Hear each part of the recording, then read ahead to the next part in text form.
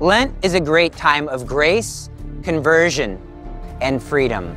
This Lent, what I think God is calling all of us to focus on is freedom.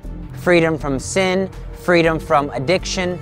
Jesus went out into the desert for 40 days and for 40 nights, and he did prayer and fasting.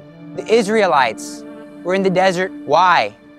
Because they were escaping slavery from the Egyptians. Many of us are enslaved and we don't realize it. We've been spoiled with comfort. We have instant access to entertainment, hot showers, climate controls. We have so many luxuries that in of themselves are not bad, but they make us soft. So many of us are enslaved to food. We're addicted to sugar. We're addicted to processed foods, and that affects the way we think. It also is bad for our bodies. Some of us are damaging our health because of our addictions to food.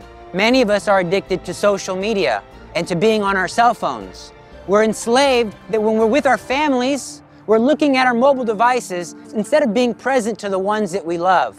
Some of us are enslaved to the television. We stay up late at night because we're addicted to what we're watching on television. So this Lent, let's focus on freedom, freedom from slavery. But you know what? To be free from slavery is going to require a radical choice. We have the traditional prayer, fasting, and almsgiving. These, in a way, line up with the sources of temptation that we hear from the Bible. Of what? Temptations from the devil, temptations from the world, temptations from the flesh.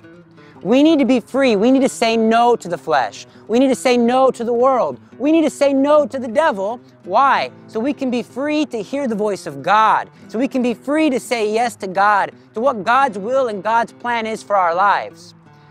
Pharaoh was threatened by the Israelites because they were strong, because they were growing in number. So too Satan, the world, is frightened by Catholics who authentically live their faith, live for Jesus Christ, hear the voice of God.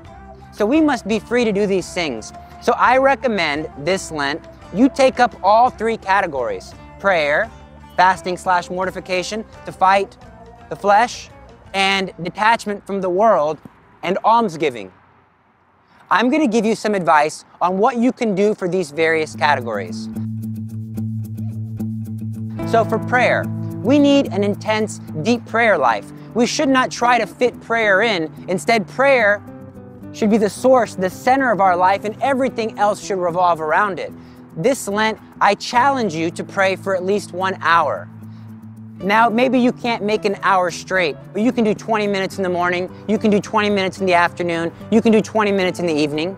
But if possible, try and make an hour straight. If possible, try to go to the church, and there you can do your rosary. There you can do your spiritual reading. There you can listen in silence to the God who speaks in silence. There in prayer is where you're going to get the strength and the resolution to do these other acts of penance. I recommend that you pray about what it is that God's calling you to do this Lent. Deep in our hearts, we know that God is calling us to a change.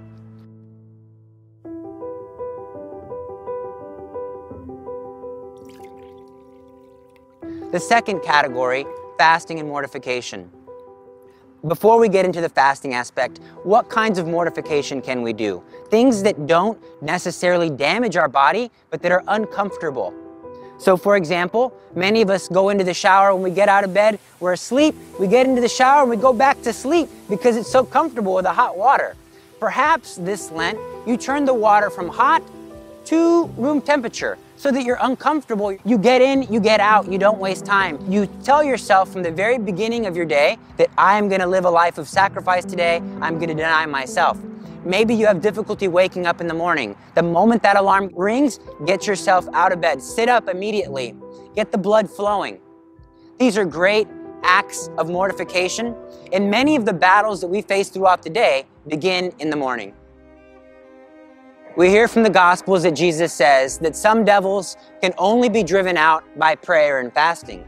We've heard from Pope Paul VI that the smoke of Satan has entered into the church. So it would be very powerful, and Lent is a very powerful time because now the church gets together for prayer and fasting. To make your fasting spiritual, you could take your normal fad diet. You could take the diet of intermittent fasting or having a Paleolithic diet or a ketogenic diet, maybe not eating any desserts, not eating any sugars, not eating any processed foods, getting rid of breads and pastas.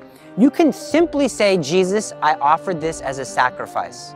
I offer this in union with your sacrifice on the cross. I offered this in union with the times that you were in the desert and you didn't eat the things that you wanted to eat. That's how simple it is to make it spiritual. And by saying no to the appetites of the flesh, saying no to the foods that we want to eat, gives us more strength in saying no to temptations of the flesh. The last category, detachment from the world, can be the most difficult for many people. This also involves almsgiving. Maybe you are too attached to your money and you're going to give alms. Well, when it comes to giving alms, it should hurt a little bit. It should make us uncomfortable. Many of us are enslaved to our mobile devices, to social media. We get a dopamine hit when we go on to, for example, Facebook, and we check how many likes, how many people have commented on our posts. And that can become very addicting. So maybe for Lent, you could give up going on social media. You can give up looking at your phone for entertainment, looking at the internet for entertainment. Other forms of detachment from the world could be no television, no news. Anytime you turn on the television, they're seeking your ratings, they're seeking your money, they're seeking your eyes because that brings in ad dollars. So maybe this Lent you'll get rid of the television. Again, all of these activities, all of these penances, all of this freedom should free us up to do the will of God. And the God's will for us is living our primary vocations. So many of you who watch are fathers and mothers. So all of this is giving you freedom to be a better father, to be a better mother, to be a better student, to be a better son and daughter. You're going to notice that your mind becomes clear. You begin to have freedom from your addictions to food, freedom from all of the junk that we put in when we're looking at social media, and you're going to find that this Lent is truly transformational. Now, I'm going to give you tips to how to keep these Lenten resolutions. Number one, whatever you choose to do in these three categories, and I recommend again all three categories, write them down. Studies have shown that when you write down a resolution, when you write down a plan, you're far more likely to keep it. Also, when you write them down, put them in a place that you can see them on a daily basis. Put them at your desk, put them on a dry erase board, and put that dry erase board on the wall. So every day you can be reminded, these are my goals. My second piece of advice is find a friend that can help to keep you accountable. Somebody who either on a daily basis or on a regular basis you can say, hey, how are your Lenten resolutions going? Oh, it's tough. I struggled this morning. All right, you can do this. I am encouraging you. Keep moving forward. Somebody who serves as sort of an anchor for you. In the description section of this video, I will include those three categories with various options that you might want to consider this Lent. Spend some time in prayer, go before the Blessed Sacrament, ask the Lord, what is it that I need freedom from this Lent?